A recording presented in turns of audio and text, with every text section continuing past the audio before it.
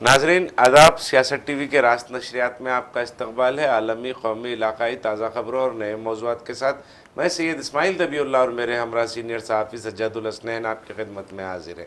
नाजरीन, शुरुआत करते हैं chief election commissioner Gyanesh Kumar की जानिब से ऐलान करदा इंतखाबात का जो एलामिया है उससे शुरुआत करते हैं। आसाम, केरला और तमिलनाडु, मगरबी बंगाल में इंतखाबात का ऐलान ज्ञानेश कुमार ने कर दिया है। यहाँ पर 17 करोड़ से ज़ायद राय दहिंदे हैं और तफसीलात उन्होंने पूरी तफसीलात बताई है। और यहाँ पर एक बात यह कि ऐसे हालात में जबकि 100 से ज़ायद अरकान पार्लियामेंट अपोजिशन के उन्होंने ज्ञानेश कुमार को हटाने की तहरीक शुरू की है और बड़े पैमाने पर SIR को लेकर चीफ इलेक्शन कमिश्नर की जानिब से, इलेक्शन कमीशन ऑफ इंडिया की जानिब से शुरू करदा SIR को लेकर मतलब अपोजिशन की जानिब से मुसलसिल इलेक्शन कमीशन तनकीदों के इशारे पे। तो ऐसे हालात में इंतखाबात का ऐलान और साफ़ और शफाफ इंतखाबात को मतलब किस तरह यकीन आवाम करेगी, अपोजिशन पार्टियाँ किस तरह इस पर यकीन करेंगे कि इलेक्शन कमीशन साफ़ और शफाफ इंतखाबात कराएंगे। अहम बात यह है कि ये तमाम इंतखाबात में बरसर इक़्तिदार सियासी जमात की हिमायत करने, बरसर इक़्तिदार सियासी जमात के लिए बल्लेबाजी करने का मुसलसिल ज्ञानेश कुमार पर इल्ज़ाम लगाए। तो इन हालात में 4 रियासतों और एक मरकज़ के ज़ेरे इंतज़ाम इलाक़ा पुडुचेरी में इंतखाबात का ऐलान यकीनन कर दिया गया है। तो यहाँ पर अवाम में और जो है अपोजिशन पार्टी में इस बात की तशवीश है क्या जिस तरीके से बिहार में इंतखाबात हुए उसी तरीके से क्या यहाँ पर भी 3 रियासतों और एक मरकज़ के ज़ेर इंतज़ाम इलाक़े में जो है इंतखाबात कराए जाएंगे।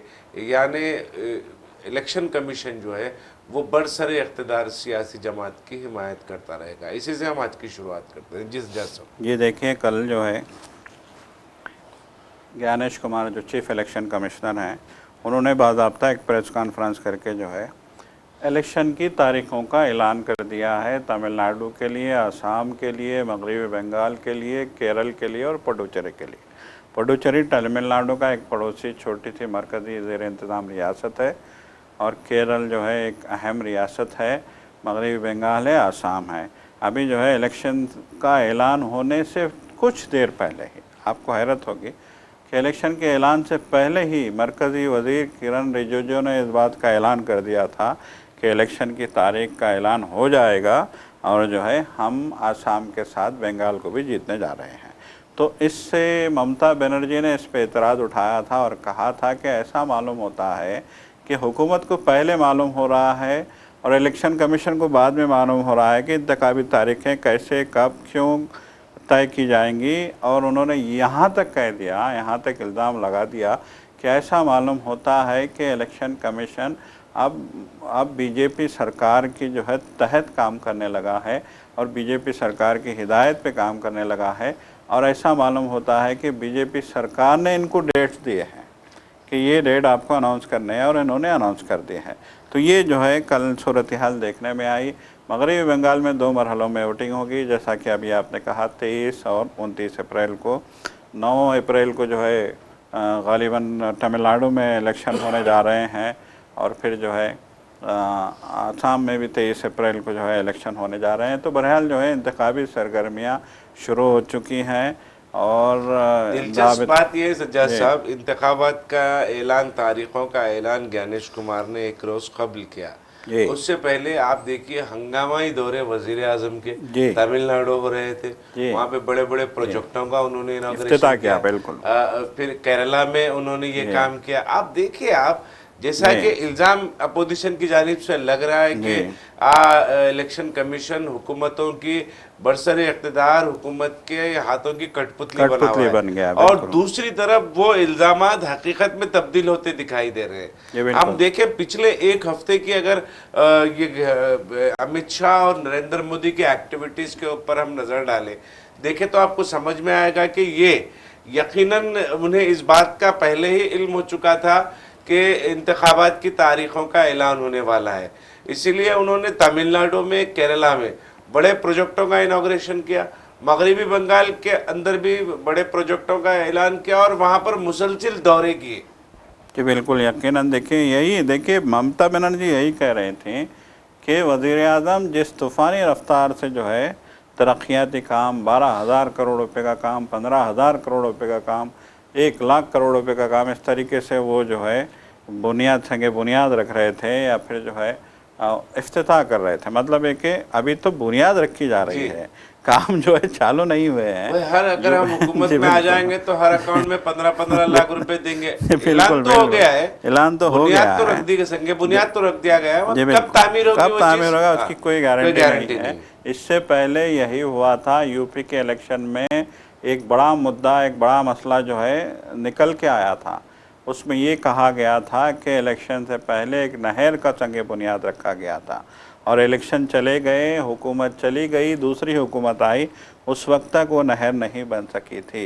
वज़ीर-ए-आज़म ने जिस नहर का संगे बुनियाद रखा था, तो यहाँ यही सवाल है कि ये इन्होंने अपना वतीरा बना लिया है कि एक बहुत बड़ा जो है एक जलसा किया जाता है, बड़ा तामझाम होता है, वहाँ पे एक बहुत बड़ी जो है पब्लिक को गैदर किया जाता है, बहुत बड़ा रोड शो किया जाता है, पब्लिसिटी का सारा जो है मटेरियल वहाँ पे होता है, बिल्कुल सामान मुहैया किया जाता है और फिर ऐलान किया जाता है कि इस इलाके की तरक्की के लिए हमने 12,000 करोड़ के प्रोजेक्ट का जो है संगे बुनियाद यहाँ पे रखा है।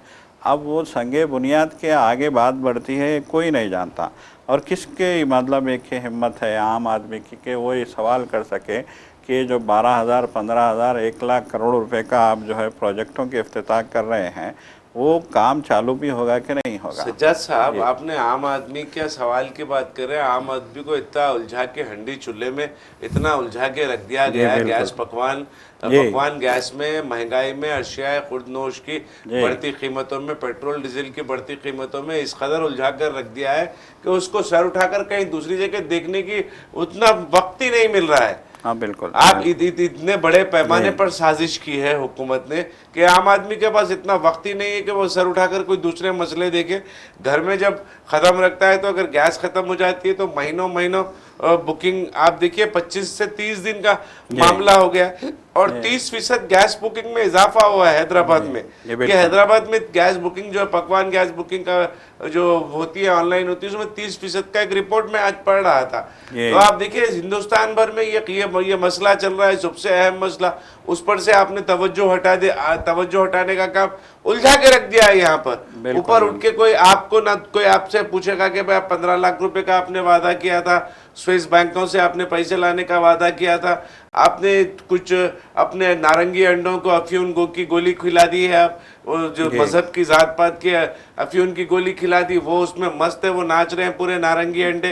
और आम आवाम जो है वो परेशान हाल हो गई है। यहाँ पर परेशान हाल इस कदर हो गई है कि उसको फिक्र लगी हुई है कि भाई सुबह उठूंगा, गैस खत्म हो जाएगी तो चूल्हा कैसा सिलकेगा, बच्चों को नाश्ता तैयार करके उन्हें खिलाकर स्कूल को भेजना है। ये तमाम उलझनों में उसे उलझा दिया गया है। तो ऐसे हालात में हुकूमत से सवाल करने वाला कौन है? हाँ बिल्कुल, ये एक बड़ा सवाल है, हुकूमत से सवाल कौन करेगा, एक अहम सवाल है कि देखिए जैसा कि आपने कहा अभी गैस का खल्लत पैदा कर दी गई, एक नई जो है सिलसिला शुरू हुआ है। कमाल ये है कि वज़ीर-ए-आज़म और अमित शाह, वज़ीर दाखिला बबांगे दहल ऑन कैमरा ये कह रहे हैं कि ये कोई खिल्लत वगैरह है नहीं और कांग्रेस इसका प्रोपेगेंडा करी है। अफसोस की बात ये है, उत्तर प्रदेश जैसी बड़ी रियासत में लोग मारपीट पे उतर आए हैं, एक दूसरे के दस्ते गिरेबान हो गए, लाइनों में खड़े हैं। एक आदमी अगर कोई गफलत से आगे बढ़ जाता है तो दूसरा पकड़कर उसे खींच रहा है। लोग रो रहे हैं गैस के लिए। खवातीन को मैंने ऑन कैमरा सोशल मीडिया पर वीडियोस में रोते हुए देखा है, बिल्कुल लोग कतार में।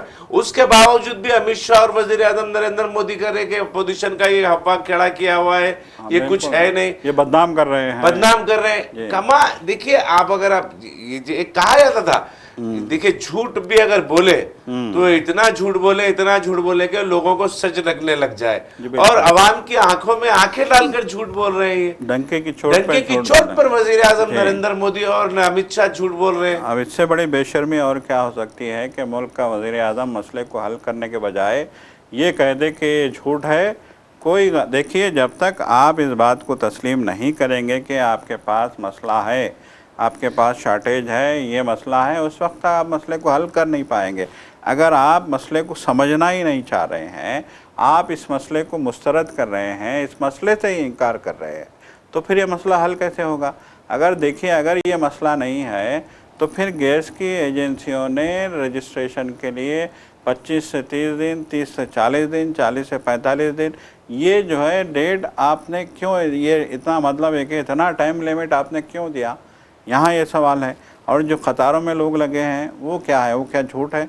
हर आदमी के मोबाइल फ़ोन से आज सोशल मीडिया पे ये वीडियोस वायरल हो रही हैं कि गैस के लिए मारामारी हो रही है, गैस के लिए लोग जो है परेशान हैं, गैस का एक सिलेंडर मिलना मुश्किल है। और फिर देखिए आप, बहुत सारे होटलों की, हैदराबाद ही की बात नहीं है, बेंगलुरु की बात है, मुंबई की बात है, राजस्थान की बात है, लखनऊ की बात है, इन सारे इलाकों में होटल एक एक करके बंद होते जा रहे हैं। अगर कोई होटलें कोशिश में चला भी रहे तो वो लकड़ी और कोयले जी पर, बिल्कुल, लकड़ी और कोयले पर अपने चूल्हे जलाए हुए हैं। बिल्कुल, जिसके पास खुली ज़मीन है वो लकड़ी पे जला सकता है, मगर बहुत सारे होटल जो है छोटी जगह पे जो बंद हैं वो तो लकड़ी पे नहीं चला बिल्कुल नहीं सकते। कर सकते। तो नतीजा देखिए, कहा गया है कि एक ही दिन में 16 करोड़ लोग बेरोजगार हुए हैं। होटल इंडस्ट्री से वाबस्ता लोग हैं, जोमेटो भी उसमें आता है, स्विगी भी उसमें आता है, होटल में काम करने वाले वर्कर्स भी उसमें आते हैं। होटल देखिए, आप अंदाज़ा लगाइए, ख़ुद हैदराबाद की हम बात करें, हालिया दिनों में हैदराबाद के एक छोटा सा होटल, पिस्ता हाउस जिसको कहा जाता है, उसके मालिक ने कहा था कि हमारे पास 500 शेफ़ काम करते हैं, जिसमें से 350 शेफ़ जो है खाली हो गए हैं, क्योंकि वो जो है गैस नहीं होने की वजह से हमने जो हमारी जो डिशेस थे, 70 डिशेस थे, उसको लिमिटेड कर दिया है हमने। तो आप अंदाज़ा लगाइए कि एक छोटा सा होटल की जो है इतनी जो है ख़राब हालत हो रही है, तो वो जो 5 स्टार होटल्स हैं, वो जो बड़ी बड़ी होटलें हैं, उनका क्या हाल हो रहा होगा? आप अंदाज़ा लगाइए कि किस तरीके से जो है ये सिचुएशन ख़राब हो गई है, किस तरीके से संगीन सूरत हाल गैस की बनी हुई है। अब देखिए, बार बार कहा जा रहा है, माहिरीन कह रहे हैं कि 2 जहाज़ों को अपने बमुश्किल आबनाए हुर्मुज़ से निकालने में कामयाबी हासिल की। बहुत ज़्यादा सिफारतकारी करने के बाद, बहुत ज़्यादा जो है दरख्वास्तें करने के बाद आप ईरान की सरहद से 2 जहाज़ निकालने में कामयाब हुए। लोगों का कहना है कि 2 जहाज़ जो गैस से भरे हुए थे, 2 जहाज़ों से आपके मसले का हल नहीं निकल सकता। ठीक है, आपने 2 जहाज़ मंगवा तो लिए, पहुंच भी गए सर इंडिया में, तो वो 2 जहाज़ कितनी ज़रूरत हमारी पूरी करेंगे? सवाल, सबसे बड़ा सवाल ये है। तो यकीनन देखिए, सूरत हाल ख़राब है और अफसोस का मकाम ये है कि इस ख़राब सूरत हाल को तस्लीम करने के लिए हुकूमत तैयार नहीं है। तो इससे बुरी बात क्या हो सकती है?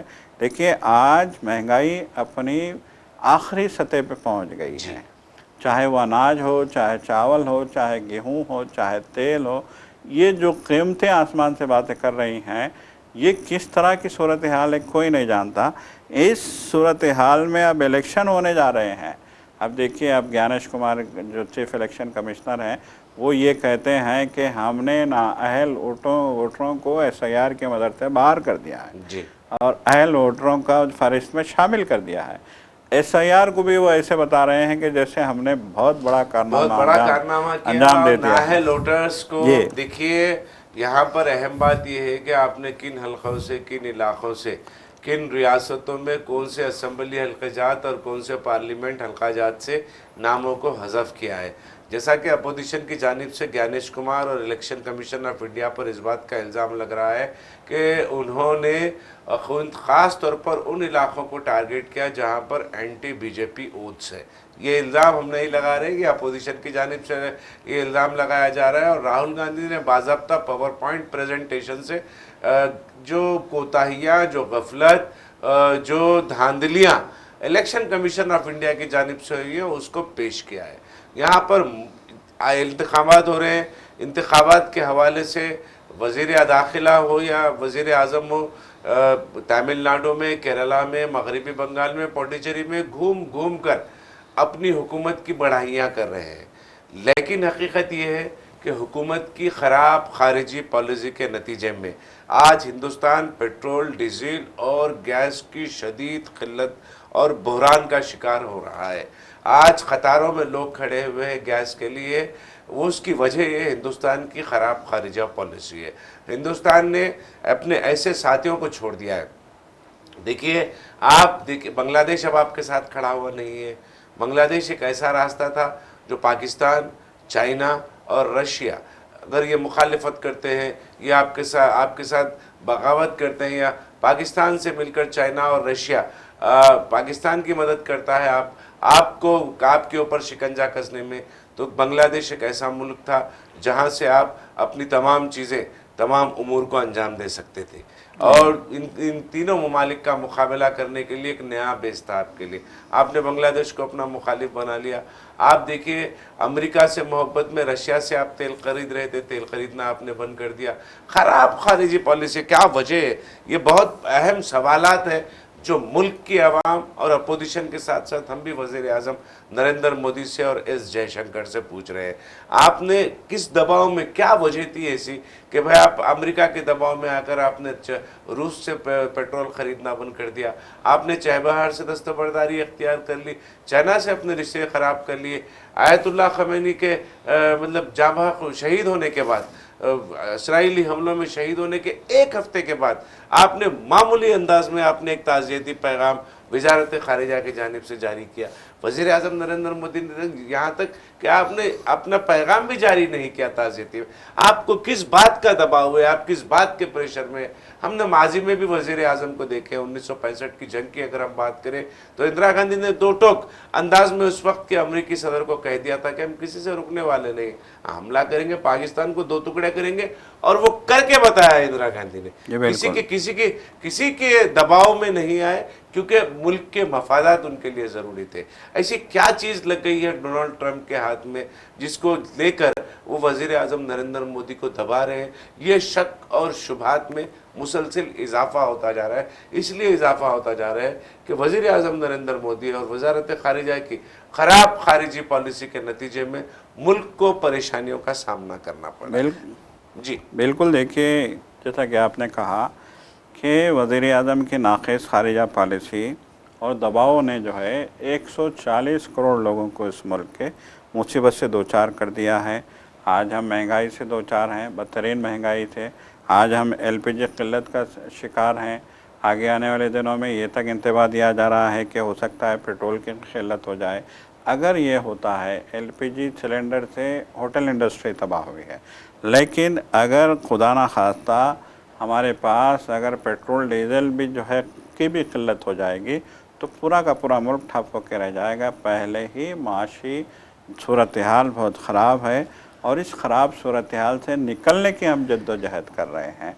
लेकिन देखिए, ना हम जंगज़दा हैं, ना हम जंग कर रहे हैं, लेकिन हमारी खारिजा पॉलिसियों की वजह से सारे जंगी असर हमारे मुल्क पर पड़ रहे हैं। हमारे मुल्क पे सारे जंगी असर हमारे मुल्क पर पड़ रहे हैं। यकीनन आपने बहुत ही बेहतर अंदाज में इसका तज्जिया किया है, इसका खुलासा किया है सज्जाद साहब। सारे जंगी असरात का शिकार हम हिंदुस्तानी हो रहे हैं। पेट्रोल डीजल की कीमतों में इजाफा होता है। तो देखिए, क्या वज़ीर आज़म नरेंद्र मोदी हिंदुस्तान को 65 के हिंदुस्तान की तरफ ले जाना चाह रहे हैं। ये अहम बात है। टेक्नोलॉजी के इस दौर में अगर आपकी पॉलिसियों का नतीजे का, पॉलिसियों का खामियाजा, गलत पॉलिसियों का खामियाजा अगर मुल्क की आवाम भुगत रही तो ये अफसोसनाक बात है। मुल्क की मफादात सबसे ऊपर होनी चाहिए। शख्सी मफादात को बालाए ताख रखते हुए कौमी मफादात, मुल्की मफादात, वतन के जो मफादात हैं वो मफादात को तरजीह देने की ज़रूरत है यहाँ पर। लेकिन यहाँ पर ऐसा नहीं हो रहा है। वज़ीर आज़म नरेंद्र मोदी पता नहीं किन वजूहात की बिना पर अमेरिका के आगे दो जानों मतलब बैठे हुए हैं। यकीनन ये बड़ी अफसोस की बात है।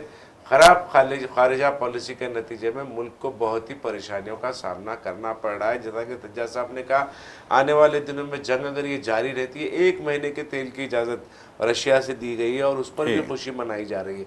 कौन होता है अमेरिका जो हमें 1 महीने की इजाज़त देने वाला है? अमेरिका को इस बात का इख्तियार किसने दिया है कि वो हमें 1 महीने की इजाज़त दे, और हम उसकी इजाज़त पर अमल क्यों कर रहे हैं? बिल्कुल, ये तमाम चीज़ों के बावजूद भी वज़ीर आज़म नरेंद्र मोदी मगरबी बंगाल में हो, तमिलनाडु में हो, केरला में हो, जाते हैं और कहते हैं कि कांग्रेस प्रोपोगंडा कर रही है, झूठ कर रही है, ऐसी कोई खिल्लत नहीं है। लेकिन मुल्क की आवाम भी ये तमाम चीज़ों से गुजर रही है, मुल्क की आवाम को भी ये तमाम चीज़ों का सामना करना पड़ रहा है। हकीकत आप कितना भी छुपाने की कोशिश कर लें, कितना भी आप झूठ बोल लें, धड़ल्ले से झूठ बोल लें आप, लेकिन झूठ एक ना एक दिन आवाम के सामने आ ही जाएगा। नादरीन, रुख करते हैं ओडिशा की तरफ, जहाँ पर एक सरकारी अस्पताल में आग लगने की वजह से 10 मरीजों की मौत हो गई है। वज़ीर आज़म नरेंद्र मोदी और चीफ मिनिस्टर ओडिशा ने ऐलान किया है मुआवजे का, एग्जीक्यूशन का, मगर अस्पताल में आग लगना और मरीजों का मरना ये कहीं ना कहीं हुकूमतों की ये नाकामी का एक उसकी अक्कासी करता है। यकीनन आतिशज़दगी के वाक़यात जो है वो शहरी इंतज़ामिया और रियासती इंतज़ामिया की बड़े फेलियर की तरफ इशारा करते हैं।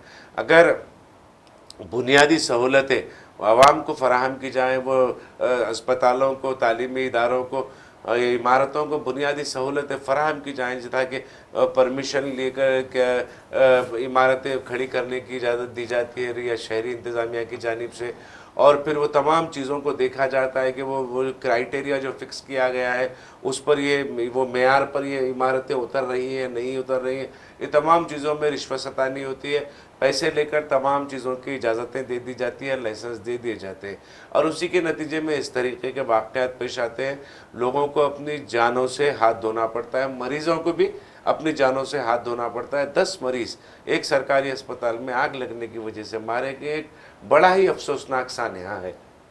कि बिल्कुल देखिए, यकीनन आपने जो है एक कटक के जो है HCB medical college and hospital, Orissa के कटक के जो है इस हॉस्पिटल में ये साना हुआ है।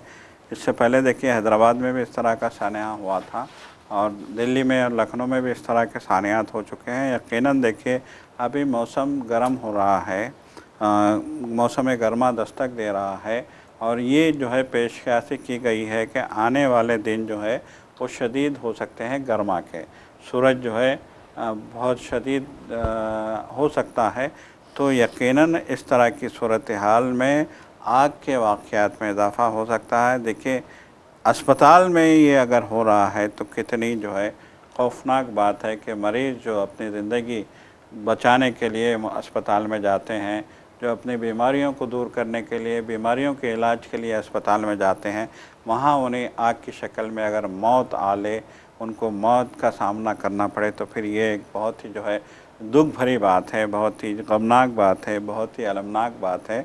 और हुकूमतों को चाहिए, देखिए एक हादसा हो गया, बार बार ये कहा जाता है कि हादसे हो जाते हैं तो उसके बाद हुकूमत ये आज़म करती है, ये दावा करती है, ये जो है ऐलान करती है कि मुस्तक़बिल में इस तरह के हादसात को होने से रोका जाएगा और इसके लिए हिकमत अमली तैयार की जाएगी। लेकिन ऐसा होता नहीं है। देखिए 10 मरीज़ों की मौत हुई सरकारी अस्पताल में। वज़ीर आज़म और रियासत के चीफ मिनिस्टर ने जो है कंपनसेशन मुआवजे का ऐलान किया, लेकिन ये इस मसले का हल नहीं है। इससे जो है ये मसला हल नहीं होने वाला है। एक अस्पताल की बात होती तो हम कह सकते थे, जैसा कि मैंने कहा माजी में भी मुख्तलिफ़ अस्पतालों में इस तरह के हादसात पेश आ चुके हैं। तो अब ज़रूरत इस बात की है कि इस जानिब भी ज़्यादा ध्यान दिया जाए।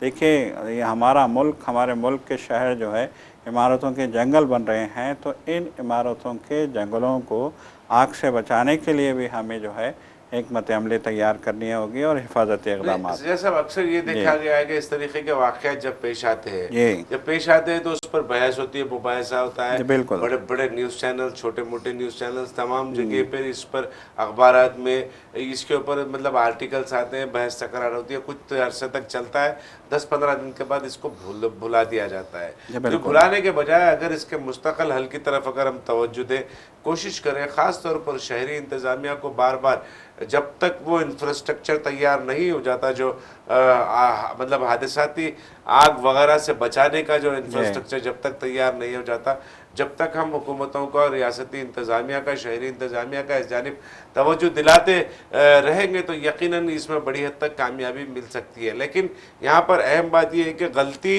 बहुत सारे महकूमों की होती है और मासूम शहरियों को अपनी जान से हाथ धोना पड़ता है। बिल्कुल यकीनन। देखें आईसीयू में अगर आग लग रही है तो अब इससे बुरी बात और क्या हो सकती है।